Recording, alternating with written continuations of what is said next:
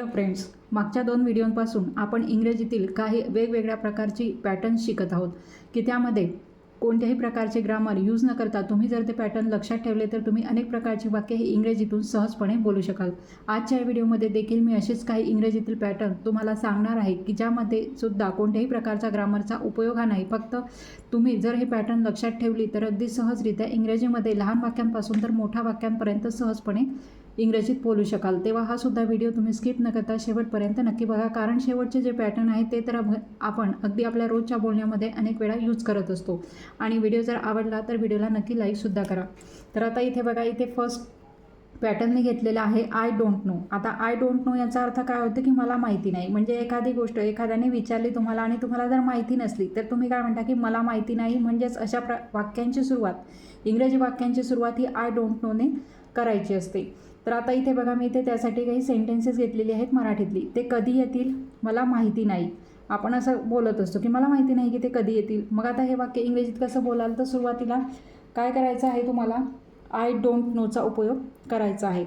म्हणून इथे सुरुवातीला आपण घेणार आहोत आय डोंट नो. म्हणजेच काय की मला माहिती नाही.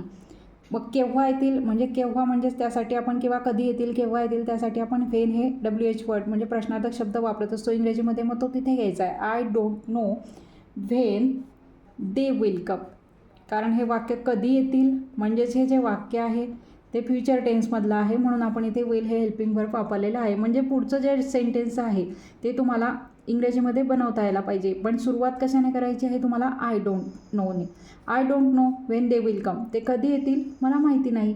त्याचप्रमाणे तो कुठे आहे मला माहिती नाही. बघा, तो कुठे आहे. आता इथे सुद्धा प्रश्नार्थक शब्द आलेला आहे कुठे आहे. मग याची सुरुवातसुद्धा तुम्हाला मला माहिती नाही म्हणजेच आय डोंट नोने करायची आहे.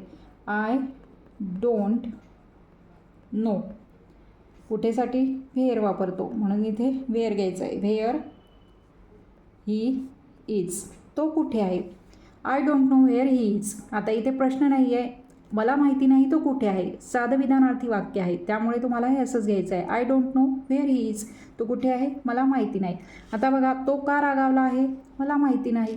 का रागावला आहे म्हणजेच आय डोंट नो. इथे सुद्धा तुम्ही काय घेणार, आय डोंट नो, मला माहिती नाही. कासाठी आपण वापरणार इथे व्हाय. Why he is angry. अशा प्रकारे हे सेंटेन्स मग why is angry. I don't know why is angry. तो का रागवला आहे मला माहिती नाही इंग्रजीमध्ये. आता नेक्स्ट बघा, लेट मी प्लस वर्ब. आता याचा उपयोग हा केव्हा केला जातो, लेट मी प्लस वर्ब. म्हणजेच एखाद्या गोष्टीची तुम्हाला जर परमिशन हवी असेल किंवा एखाद्या वेळेस जर तुम्हाला एखाद्याची हेल्प जरी हवी असली तरी तुम्ही लेट मी प्लस वर्बचा उपयोग करू शकता. आता हे तुम्हाला खालचे जे मी मराठीतले सेंटेन्स लिहिलेले आहेत त्यावरून लक्षात येईल. आता बघा, इथे मला बघू दे म्हणजे इथे परमिशन मागितलेली आहे. मला बोलू दे, मला प्रयत्न करू दे, मला विचार करू दे. आणि शेवटचं जे आहे बघा, इथे मला तुला मदत करू दे. म्हणजेच इथं सुद्धा एक प्रकारे परमिशनच मागितलेली आहे. मग आता हे वाक्य कसे इंग्रजीमध्ये ट्रान्सलेट करायचे, तुम्ही फक्त हे पॅटर्न लक्षात ठेवायचं. लेट मी प्लस वाक्यातलं वर्ब. मला बघू दे म्हणजेच लेट मी, बघणे यासाठी तुम्ही वापरता इंग्रजीमध्ये सी. Late me C. मला बघू दे, मला बोलू दे, लेट मी स्पीक. स्पीक म्हणजेच काय, बोलणे. म्हणून आपण इथे काय घेणार आहोत, लेट मी स्पीक. मला प्रयत्न करू दे. प्रयत्न करणे यासाठी काय वापरतो आपण, ट्राय. म्हणून इथे काय, लेट मी ट्राय. बघा, म्हणजे तुम्ही स्वतः परमिशन मागताय की let me try, let me speak, let me see, किंवा मला विचार करू दे. आता विचार करणे त्यासाठी काय वापरतो आपण, थिंक. म्हणून इथे काय घेणार, लेट मी थिंक. बघा, अशा प्रकारे हे सेंटेन्स अगदी सोपे आहे. मला तुला मदत करू दे म्हणजेच इथे सुद्धा काय, let me help you. Help म्हणजेच काय, मदत करणे. आपल्याला वर्ब घ्यायचं आहे लेट मी नंतर, म्हणून हेल्प. कोणाला तर तुला. म्हणून इथे काय घ्यायचं आहे, लेट मी हेल्प यू. म्हणजे लेट मी प्लस वर्बचा उपयोग करून तुम्ही अशा प्रकारे इंग्रजीत पटापट इंग्रजीत बोलू शकता. आता त्याचप्रमाणे इथे नेक्स्ट आहे लेट्स प्लस वर्ब. इथे लेट मी. आता लेट्स म्हणजेच काय, लेटस असं त्याचं, लेट आणि US अस असं त्याचं लॉंग फॉर्म आहे लेटस. त्याचं आपण संक्षिप्त रूप घेत असतो लेट्स. म्हणजे हे केव्हा वापरायचं, की चला आपण हे करूया, चला आपण ते करूया, असं सामूहिकरित्या जास्त जण असले तर तेव्हा हे बोलायचं असते. चला आपण चहा घेऊया, लेट्स टेक अ टी असं आपण म्हणतो. आता त्यासाठी बघा इथे मी घेतलेले आहेत मराठीतले सेंटेन्स. चला जेवूया म्हणजेच काय, लेट्स म्हणजे आपण जेवूया, आपण या सर्वजण मिळून जेवूया, त्यासाठी लेट्स तुम्हाला वापरायचं असते. म्हणजेच इथे काय येणार आहे, लेट्स जेवूया म्हणजेच आपण त्यासाठी वापरतो इट, लेट्स इट. नंतर चला जाऊया म्हणजेच काय, लेट्स वर्ब कोणता आहे, जाणे म्हणजेच गो. इतकं हे सोपं आहे. चला उद्या भेटूया असं सुद्धा आपण म्हणतो की चला आता उद्या भेटूया बोलणं झाल्यानंतर. म्हणजेच हे कसं येणार आहे, लेट्स भेटणे म्हणजेच वर्ब घ्यायचा आहे मीट, लेट्स मीट. चला भेटूया केव्हा, उद्या, म्हणून इथे काय घ्यायचं आहे, टुमारो. बघा अशा प्रकारे हे सेंटेन्स इथं येणार आहे, लेट्स मीट टुमारो. त्यानंतर काय आहे, चला सुरुवात करूया. आता सुरुवात करणे म्हणजे त्याला आपण स्टार्ट असं म्हणतो. तर हे जे सेंटेन्स आहे ते तुम्ही इंग्रजी ट्रान्सलेट करून त्याचं ट्रान्सलेशन कमेंट बॉक्समध्ये लिहायचं आहे. अशा प्रकारे लेट्सचा उपयोग करून तुम्ही इंग्रजी बोलू शकता. त्यानंतर नेक्स्ट पॅटर्न आहे I am waiting for. I am waiting for म्हणजेच काय, तुम्ही एखाद्या गोष्टीची किंवा एखाद्या व्यक्तीची वाट बघत असाल तर त्याची सुरुवात तुम्हाला इंग्रजीत करताना आय एम वेटिंग फॉरचा उपयोग, ह्या पॅटर्नचा उपयोग करून तुम्ही इंग्रजीत बोलू शकता. जसं की बघा, मी तुझी वाट पाहत आहे, हे कसं सांगणार मग तुम्ही इंग्रजीमध्ये, I am waiting for, I am waiting for कोणाची, तुझी. म्हणून आपण इथे घेणार आहोत I am waiting for you, मी तुझी वाट पाहत आहे किंवा मी तुझ्या फोनची वाट पाहत आहे.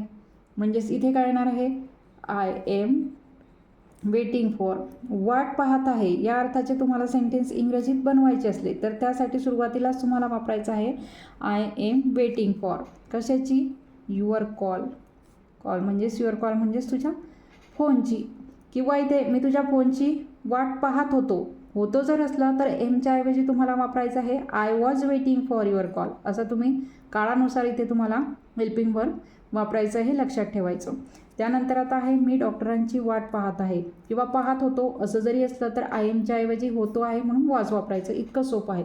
म्हणजेच इथे सुद्धा सुरुवात होणार आहे I am waiting for, I am waiting for कोणाची, तर डॉक्टरांची. म्हणून इथे घेणार आहोत आपण फॉर दी डॉक्टर.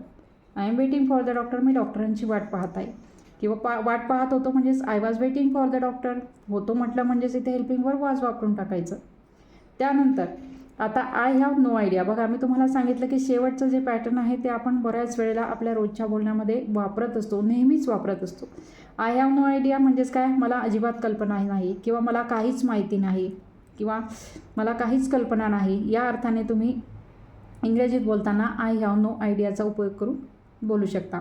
बघा ती कुठे गेली, मला अजिबात कल्पना नाही, म्हणजेच मला अजिबात कल्पना नाही यासाठी तुम्ही आय हॅव नो आयडिया हे वापरूनच टाकायचं आहे पॅटर्न. म्हणजेच हे कसं येणार आहे, आय हॅव नो आयडिया म्हणजे मला अजिबात कल्पना नाही, मला काही माहिती नाही किंवा मला काहीच माहिती नाही असं जरी म्हणायचं असलं तरी तुम्हाला वापरायचं आहे आय हॅव नो आयडिया. आता इथे काय, ती कुठे गेली म्हणजेच कुठे गेली म्हणून आपण इथे घेणार आहोत वेअर शी, ती म्हणून शी, आणि गेली म्हणजेच इथे पास्ट टेन्स आहे म्हणून आपण वेंट घेणार आहोत. कुठे गेली, went. I have no idea where she went, ती कुठे गेली मला अजिबात कल्पना नाही किंवा मला काही माहिती नाही असं जरी असलं तरी आय हॅव नो आयडिया. त्यानंतर ती का नाराज आहे, मला काहीच कल्पना नाही. बघा म्हणून इथे सुद्धा आपण घेणार आहोत I have no idea, I have no idea. काय काय माहिती नाही आहे की ती का नाराज आहे, म्हणून आपण इथे वापरणार आहोत व्हाय, कासाठी, why she is upset, she is upset. अशा प्रकारे हे सेंटेन्स येणार आहे. I have no idea why she is upset. त्यानंतर तो कशाबद्दल बोलत आहे मला काहीच कल्पना नाही. बघा एखादा व्यक्ती बोलत असेल तर आपल्याला त्याचा बोलण्यातला अर्थच समजत नाही, त्याला आपण म्हणतो कशाबद्दल बोलतोय मला काहीच कळत नाही आहे किंवा मला काहीच समजत नाही आहे, मला काहीच कल्पना येत नाही आहे. असं वेगवेगळ्या प्रकारे जरी बोलत असलो तरी इथे काय येणार आहे, I have no idea, no idea कशाबद्दल म्हणजेच what he is talking about, what he is तो दिलेला आहे म्हणून ही इज टॉकिंग अबाउट, बघा अशा प्रकारे हे सेंटेन्स मग इंग्रजीतून येणार आहे. बघा, I have no idea what he is talking about. तो कशाबद्दल बोलत आहे, मला काहीच कळत नाही आहे किंवा काहीच कल्पना नाही आहे, काहीच समजत नाही आहे, असं सुद्धा असलं तर तुम्ही आय हॅव नो आयडियाचा उपयोग करून हे वाक्य इंग्रजीमध्ये बोलू शकता. तर अशा प्रकारे आजच्या व्हिडिओमध्ये सुद्धा आपण इंग्रजीतील काही पॅटर्न्स पाहिले, 5 पॅटर्न्स पाहिले की ज्याचा उपयोग तुम्ही फक्त ते लक्षात ठेवून अगदी सहजरित्या इंग्रजीमध्ये वाक्य बनवू शकता. तर आजचा हा माझा व्हिडिओ तुम्हाला कसा वाटला ते सुद्धा कमेंट करून नक्की सांगा. आणि व्हिडिओ जर आवडला असेल तर व्हिडिओला नक्की लाईक करा आणि शेअरसुद्धा करा. थँक्यू.